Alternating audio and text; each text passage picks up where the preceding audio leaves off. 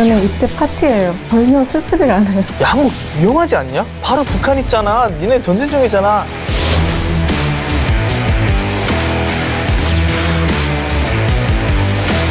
이제 예루살렘 내에서는 이제 실탄 끼고 다니고 방에서 잘 때도 옆에 총기 놓고 밥 먹을 때 이렇게 무릎을 무릎에, 올려놓고 맞아요.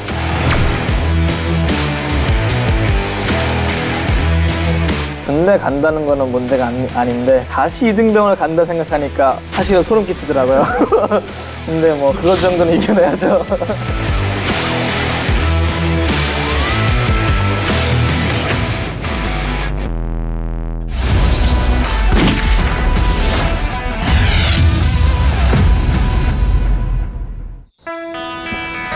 안녕하십니까. 안녕하세요. 네, 아유, 네, 반갑습니다. 이렇게 귀하신 분들을, 아유, 반갑습니다. 네네. 소개 해주시면. 될까요? 네. 제가 소개를 드리겠습니다. 최근 이스라엘군에서 복무를 마친 대한민국 남매 이현재, 이유정 씨입니다. 안녕하세요. 이스라엘 공군에서 하사관으로 제대한 한국인 이현재라고 합니다. 네, 안녕하세요. 이스라엘에서 상병으로 전역한 한국인 이유정이라고 합니다. 먼저 오빠 이현재 씨는 이스라엘 공군에서 F-15 전투기 7대의 정비 책임자로 근무했습니다. 사병으로 처음에는 입대를 했는데 군에서 제대를 연기해달라고 수차례 요청을 해서 하사로 진급해서 총 4년 동안 군인으로 살았습니다. 그리고 이정 씨는 육군으로 입대해서 표전방에서 복무를 했는데요. 지난해 이스라엘 대통령상을 받았습니다. 이 상은 해마다 이스라엘 독립기념일을 맞아서 정군에서 선발된 최우수 군인 120명에게 수여하는 최고 영예의 상이라고 합니다. 두 분 대한민국을 빛낸 자랑스러운 남매인데요. היי, שלום, אני יוג'ונג, אני בת 21 והייתי תצפיתנית, ועכשיו באנו פשוט לבקר את המשפחה בקוריאה. טוב, מה אמר לך? עכשיו תורי, שלום לכולם, קוראים לי אונג'ה, הייתי מכונאי מטוסים בחיל האוויר בישראל, עכשיו אני בביקור בקוריאה, שלום לכולם. 여기까지. 스튜디오가 굉장히 우아하네요. 이스라엘에 거주하게 된 사연 한번 먼저 들려주시겠어요? 사연이라기보다는 그냥 저는 한국 사람에게 왜 한국에서 태어났냐 뭐 이렇게 물어보는 것처럼 저한테도 왜 이스라엘에 있었냐 하는 같은 질문이에요. 사실은 초, 중, 고를 다 이스라엘에서 나왔고 그 다음 당연하듯이 이스라엘의 군에도 입대하고 만 4년 하고 제대했습니다. 언어를 배우는데 어려움은 없으셨어요? 근데 언어 배우는 거는 문제는 없었어요. 집에서는 어머니, 아버지가 한국어를 잘 가르쳐주시고 학교에서는 그냥 유대인 애들처럼 잘 어울려가면서 히브리어를 배웠고. 한국어 배울 때 어렵지 않았어요? 어려웠어요. 어려웠는데 한국어 어렵죠, 배우기. 엄청 어려워요. 지금도 어려워요. 사실은. 그게 모국어니까 엄청 중요시 하더라고요. 다른 나라 국적을 갖고 있어도 저희가 지금 영구 영주권자예요. 그래서 저도 사실은 군대가 의무인지는 몰랐는데 이제 고2 때가 되니까 근데 영장이 날라온 거예요. 이제 그때부터 이제 막 알아보기 시작하고 하니까 영주권자도 이제 입대를 해야 된다. 징병제에 대한 거부감 같은 건 없나요? 아무래도 테러 이런 게 많으니까 거꾸로 나는 내 집을 지켜야겠다 이런 게 많은 것 같아요. 그래서 뭐 거부감 같은 거는 제 친구들에서 본 건 없고요. 유대인들 그 마인드 자체가 너무 분쟁 속에서 살아가잖아요. 나를 보호해줬으니까 이젠 내 차례다. 이젠 내가 군대에 가서 내 가족과 친구들 보호해야겠다. 그런 마인드가 되게 많아요. 여성들 사이에서도 전혀 거부감이 없어요? 저랑 제 친구들 봤을 땐 전혀 없었어요. 입대하는 그 풍경이 좀 궁금한데. 저는 입대 파티예요. 아, 파티를 해요. 막 입대하니까 여기를 간다. 뭐 자랑스럽다. 아니면 여기 가니까 열심히 하고 와라. 그렇게 되게 좋아요. 근데 전혀 슬프지가 않아요. 이제 남자 같은 경우는 머리를 깎잖아요. 그래서 이제 딱 한 12시 정도 되면 전날이나 아니면 이틀 전이나 딱 이제 애들 모여갖고 이제 머리 깎아주죠. 이제 이런 세레모니. 근데 슬퍼하는 게 아니라 되게 막 파티 느낌으로. 그 두 분은 구체적으로 어떤 임무를 수행했어요?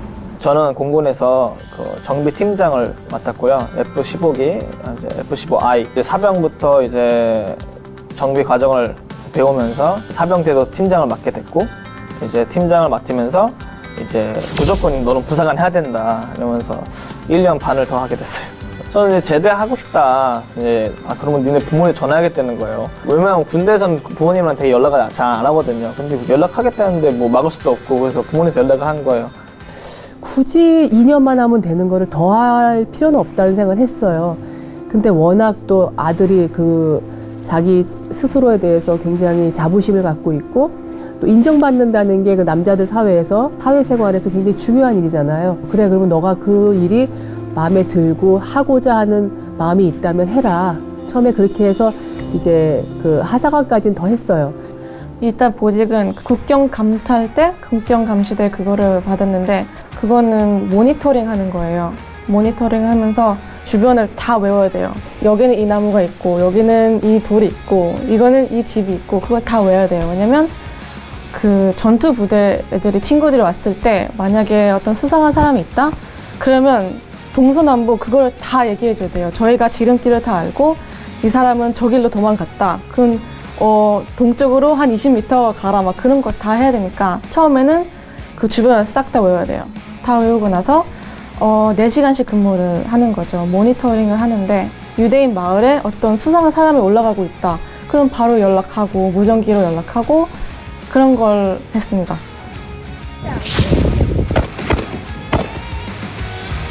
혜동 씨는 지난해 대통령상을 받았어요. 저희 부대 최고예요. 그냥 저 친구들한테도 내 동생 대통령상 받았다니까 어떡해? 뭐 하는데? 벌써 이런 질문 못 하는데 일단 축하드립니다. 감사합니다. 일단은 그 육공군에서 120명은 매년 뽑아요. 어느 날 갑자기 그 장교 언니가 전화를 했더니 유정아 너 대통령상 탔다고 했더니 에? 그게 뭔데요? 막 그랬거든요. 그 다음에 찾아보니까 너무나도 감사하고 큰 상인 걸 알게 됐는데 그게 물어보니까 제가 복무 기간에 하는 걸 보고 이렇게 유정이는 이렇고 이런 친구다. 보직을 이렇게 한다 하고 이렇게 계속 위쪽으로 이렇게 넘겨요. 그래서 패스하다 보니까 그게 대통령실까지 갔다는 걸 알게 됐고 그렇게 해서 받았죠. 독립기념일을 맞이한 이제 이스라엘에서 제일 중요시하는 날에 이제 군인 120명을 뽑아서 이제 저희 동생이 친구들 얘기하니까 이게 다 뜨거든요. 신문에 뭐 인터넷 뭐 군 인스타그램 다 뜨니까 저가 말 안 해도 애들이 야 이거 너 동생 아니냐고 이러는 거예요. 그래서 맞아. 그래갖고 참 기특하죠. 너무 감사하죠. 근데 이스라엘에서는 한국을 어떻게 생각해요? 저가 한국에 오잖아요. 그러면 애들이 거꾸로 야 한국 위험하지 않냐? 이러는 거예요. 그래서 왜 그래? 이랬는데 야 바로 북한 있잖아. 니네 전쟁 중이잖아. 이 얘기를 듣고 다른 사람이 이스라엘 생각하는 거랑 이제 또 다른 사람들이 한국을 생각하는 거랑 약간 비슷한 것 같아요. 그만큼 또 한국인들이 저한테 이제 이스라엘 가면 위험하지 않냐라는 질문을 되게 많이 하거든요. 그래서 약간 같은 느낌인 것 같아요. 한국 군대는 사실 제 친구들이 말하면 뭐 K-팝을 좋아하는 친구들은 방탄소년 군대 간대 그런 것만 얘기하고 슬퍼하죠. 그거 외에는 전혀 한국 군대 얘기가 없죠. 근데 헌재 씨는 지금 한국에서도 또 복무를 해야 되잖아요. 이 국적을 유지하려면 네네. 뭐 어떤 계획을 갖고 있어요? 뭐 나쁘다고 생각하진 않아요. 그래도 아무래도 한국 시민이면 가는 게 맞지 않나라는 생각을 많이 갖고 있어요. 뭐 히브리어도 하고 뭐 한국어도 하고 영어도 할 줄 아니까 뭐 제가 또 이스라엘 군에서 했던 일들도 많고 아마 좋은 보직을 가졌으면 좋겠어요. 왜냐면 사실은 진짜로 이번에 한국 와서 많이 생각해봤거든요. 근데 군대 간다는 거는 문제가 아닌데 훈련병을 다시 한다는 생각하니까 사실은 소름 끼치더라고요. 근데 뭐 그것 정도는 이겨내야죠. 다시 이등병을 간다 생각하니까 순간 소름 끼치고 그래도 뭐 아마 유익할 수 있는 보직을 받았으면 좋겠어요. 그래서 혹시 생각 있으세요? 아니요. 없습니다. 이런 질문이 혹시 다시 군대 가실래요? 약간 두발 갔다 오시. 휴가 나오거나 이렇게 외출할 때는 항상 총기를 갖고 나와요. 전투병들은 다 갖고 나가요. 저랑 정말 친한 친구가 지금 장교여서 그걸 갖고 다니는데 저랑 다닐 때도 총기 갖고 다니고 저랑 방에서 잘 때도 옆에 총기 놓고 총은 일종의 한 부위가 된다고. 네.